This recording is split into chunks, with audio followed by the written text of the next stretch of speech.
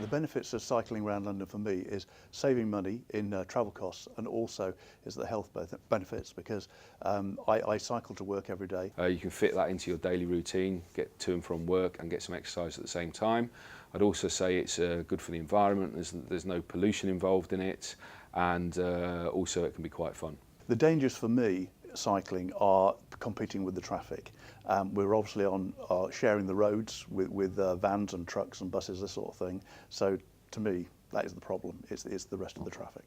Other road users getting knocked off your bike by larger vehicles, getting caught up and knocked over or caught under the wheels of lorries seems to be quite a bit of a problem in terms of a lot of the deaths on the roads from cyclists. There's one particular road in Haringey, which is Whiteman Road, and it's a narrow road, but it's a cut through.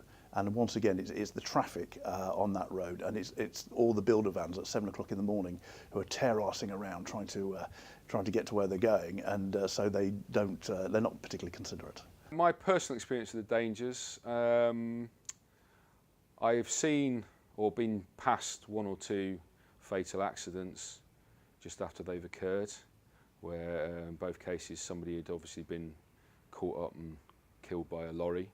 I've had various narrow scrapes where cars have cut across me. I've had a couple of taxis do that. We're talking about having cycling lanes, and I think this is a great idea.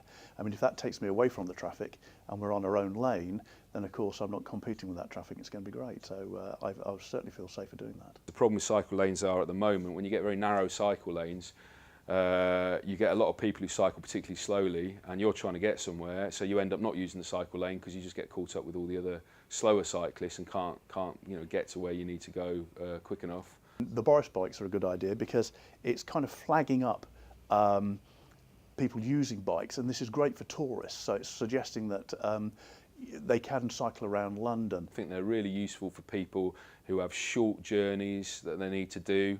Can just hop on a Boris bike and do that journey. And I think they've been quite successful in terms of encouraging more people onto bikes and using bikes on the roads. The increase in cycling is two reasons.